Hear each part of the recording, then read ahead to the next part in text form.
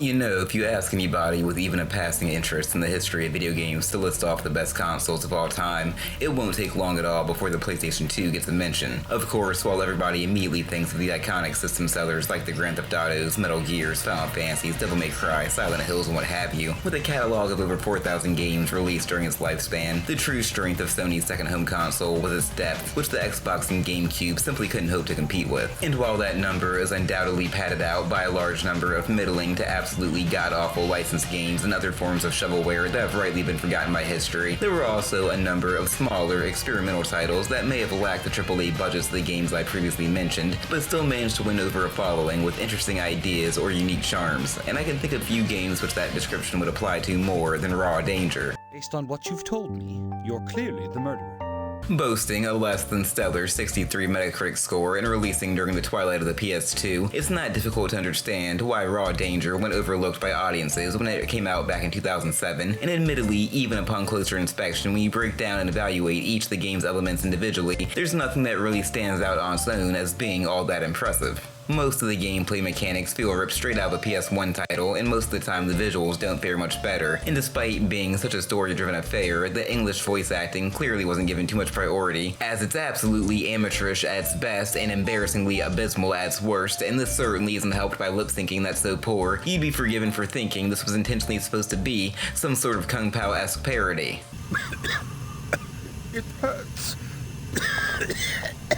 I'm afraid my time has come.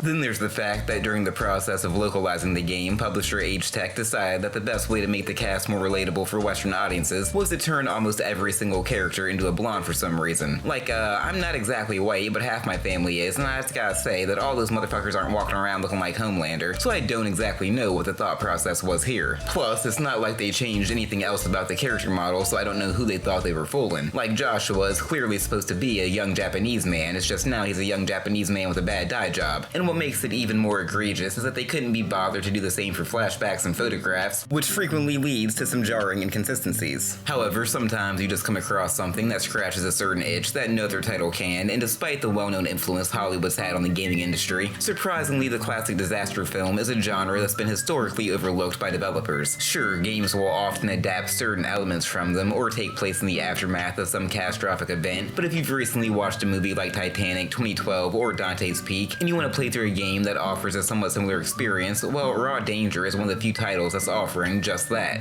Like most disaster movies, the premise for Raw Danger is simple. Headed by the efforts of Mayor Goldstein, the citizens of Delray City have finally moved one step closer towards humanity's ultimate goal of becoming mole people as they celebrate the completion of GeoCity, which is a giant underground complex which is obviously designed to be the safest city ever constructed. Predictably, right on cue, during the opening ceremony for GeoCity, the nearby Hudson River begins to flood, promising devastation to both cities, forcing the inhabitants to hastily evacuate. Of course, it turns out it's not all a coincidence, and as the situation escalates, eventually you stumble upon a conspiracy that goes all the way to the top. Well, the top of the city government body anyway, as it turns out Mayor Goldstein is the mastermind behind it all. I'd call this a spoiler, but I mean, come on. Him and his assistant Aiden are both behaving so suspiciously during the game's opening, a blind man could have seen that plot twist coming from a mile away. Now, the one thing that you can't fault Raw Danger for is a lack of originality. In an industry where the prevailing mindset has always been to try to cash in on the latest trends, I think that developer Irem Software deserves a lot of credit for setting out to make a truly unique experience. This isn't a game where evacuating a flooded city is just a backdrop to have the player shoot their way through a bunch of faceless cronies. The game features absolutely no combat whatsoever, with all the set pieces revolving around stuff like staying one step ahead of the water or crumbling scenery.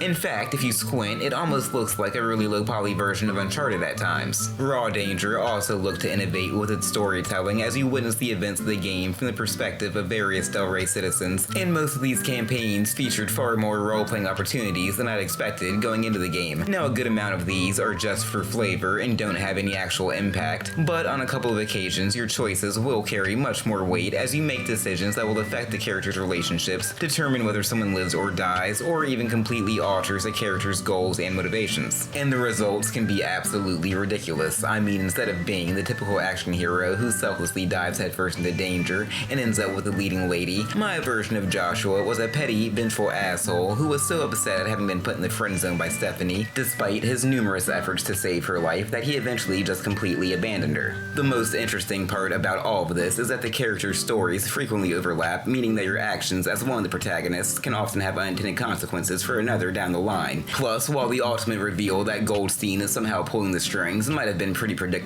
the same can't be said for the rest of the game, as the 6 characters you play as all have wildly different experiences. One minute you're a fugitive attempting to find out who's actually responsible for her brother's murder so that she can clear her name, then the next you're a high school student who's literally been left for dead by her bullies and finds herself being hounded by a perverted teacher for some reason. And that's without even mentioning the biological weapon which Goldstein plans to unleash upon the citizens of Del Rey. You know, I'm not gonna sit here and try to convince anybody that the story of Raw Danger is actually good. I mean, the game's idea of a big emotional moment is the death of a character known only as the head waiter, so that pretty much tells you everything you need to know. But, as someone who grew up when this sort of esoteric, needlessly convoluted, distinctively Japanese melodrama was still the standard form of video game storytelling, I did find it to be incredibly nostalgic, and if nothing else, I was always curious to see what sort of batshit insanity the game would throw at me next. Unfortunately though, to experience all this wackiness, you do actually have to play Raw Danger, and yeah, things fall apart pretty quickly whenever you're not watching a cutscene or picking between dialogue options. The worst part is the gameplay isn't even terrible enough to be somewhat interesting in a how could they fuck up this badly sort of way. Instead, Raw Danger commits the far greater sin of just being flat out boring. Because it turns out if you remove all of the combat from survival horror, you're essentially just left with an old school adventure game, which means a lot of your time will be spent wandering around levels with little direction,